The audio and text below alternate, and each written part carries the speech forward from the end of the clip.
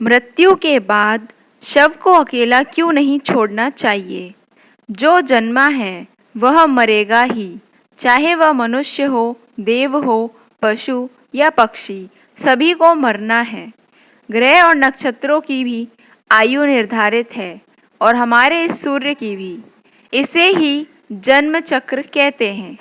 जन्म मरण के इस चक्र में व्यक्ति अपने कर्मों और चित्त की दशा अनुसार नीचे की योनियों से ऊपर की योनियों में गति करता है और पुनः नीचे गिरने लगता है। यह क्रम तब तक चलता है जब तक कि मोक्ष नहीं मिल जाता है। कई बार स्थितियां बदल जाती हैं। आओ जानते हैं गरुड़ पुराण के अनुसार कि मरने के बाद क्यों नहीं शव को अकेला छोड़ा जाता है। दाह संस्कार कुछ समय के लिए टाल देते हैं इन 3 कारणों से। 1. सूर्यास्त के बाद हुई है मृत्यु तो हिंदू धर्म के अनुसार शव को जलाया नहीं जाता है। इस दौरान शव को रात भर घर में ही रखा जाता है और किसी न किसी को उसके पास रहना होता है। उसका दाह संस्कार अगले दिन किया जाता है। यदि रात में ही शव को जला दिया जाता है तो इससे व्यक्ति को अधोगति प्राप्त होती है और उसे मुक्ति नहीं मिल सकती है। ऐसी आत्मा असुर, दानव अथवा पिशाच की योनि में जन्म लेते हैं। 2. यदि किसी व्यक्ति की मृत्यु पंचक काल में हुई है तो पंचक काल में शव को नहीं जलाया जाता है। जब तक पंचक काल समाप्त नहीं हो जाता तब तक शव को घर में ही रखा जाता है और किसी न किसी को शव के पास रहना होता है। गरुड़ पुराण सहित कई धार्मिक ग्रंथों में उल्लेख है कि यदि पंचक काल में किसी की मृत्यु हो जाए तो उसके साथ उसी के कुल खानदान में 5 अन्य लोगों की मौत भी हो जाती है। इसी डर के कारण पंचक काल के खत्म होने का इंतजार किया जाता है। परंतु इसका समाधान भी है कि मृतक के साथ आटे, बेसन या कुछ सूखी घास से बने 5 पुतले अर्थी पर रखकर इन 5 का भी शव की तरह पूर्ण विधि विधान से अंतिम संस्कार किया जाता है तो ऐसा करने से पंचक दोष समाप्त हो जाता है। 3. यदि कोई मर गया है परंतु उसका दाह संस्कार करने के लिए उसका पुत्र या पुत्री समीप नहीं होकर कहीं दूर हैं तो उनके आने का इंतजार किया जाता है। तब तक शव को घर में ही रखा जाता है और किसी न किसी को शव के पास रहना होता है। कहते हैं कि पुत्र या पुत्री के हाथों ही दाह संस्कार होने पर मृतक को शांति मिलती है, अन्यथा वह भटकता रहता है। शव को अकेला नहीं छोड़े जाने के कारण। 1. शव को अकेला छोड़ दिया जाए तो उसके आसपास लाल चींटियां या अन्य कोई नर पक्षी, रेंगने वाला प्राणी या पशु आकर शव को खा सकता है। इसलिए वहां कोई न कोई व्यक्ति बैठकर शव की रखवाली करता है। 2. रात में मृत शरीर को अकेला छोड़ दिया जाए तो आसपास भटक रही बुरी आत्माएं भी उसके शरीर में प्रवेश कर सकती हैं। इससे मृतक के साथ साथ परिवार को भी संकट का सामना करना पड़ सकता है। 3.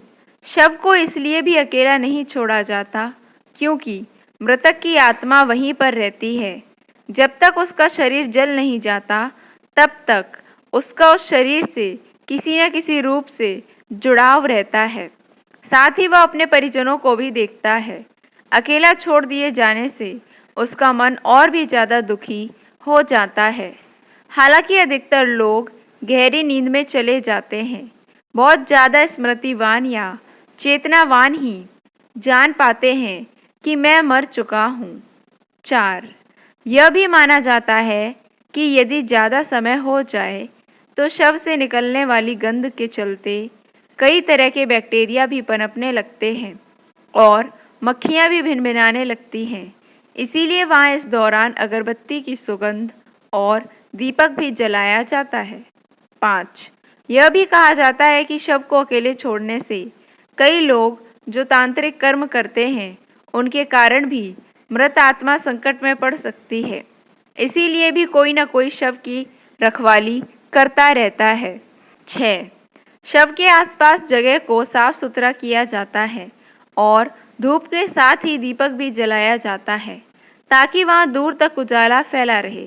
इसका भी यह कारण है कि मृतक कहीं अधोगति में नहीं चला जाए, क्योंकि रात्रि के अंधकार में अधोगति वाले कीट पतंगे, रेंगने वाले जीव जंतु और निशाचर प्राणी ज़्यादा सक्रिय रहते हैं।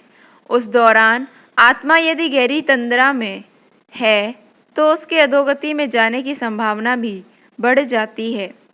उल्लेखनीय है कि भीष्म पितामह ने अधोगति से बचने के लिए ही सूर्य के उत्तरायण होने का इंतजार किया था। उत्तरायण में प्रकृति और चेतना की गति ऊपर की ओर होने लगती है।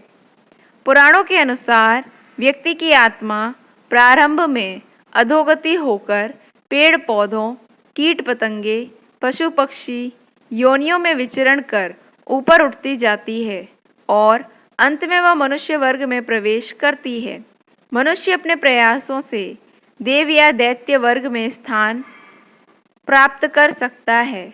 वहां से पतन होने के बाद वह फिर से मनुष्य वर्ग में गिर जाता है। यदि आपने अपने कर्मों से मनुष्य की चेतना के स्तर से खुद को नीचे गिरा लिया है तो आप फिर से किसी पक्षी या पशु की योनि में चले जाएंगे। यह क्रम चलता रहता है, अर्थात व्यक्ति नीचे गिरता या कर्मों से ऊपर उठता चला जाता है। उपनिषदों के अनुसार एक क्षण के कई भाग कर दीजिए, उससे भी कम समय में आत्मा एक शरीर छोड़ तुरंत दूसरे शरीर को धारण कर लेती है। यह सबसे कम समय अवधि है। सबसे ज़्यादा समय अवधि है 30 सेकंड, परंतु पुराणों के अनुसार यह समय लंबा भी हो सकता है। 3 दिन, 13 दिन, सवा माह या सवा साल भी हो सकता है। इससे ज़्यादा जो आत्मा नया शरीर धारण नहीं कर पाती है वह मुक्ति हेतु धरती पर ही भटकती रहती है। स्वर्गलोक चली जाती है, पितृलोक चली जाती है या अधोलोक में गिरकर समय गुजारती है।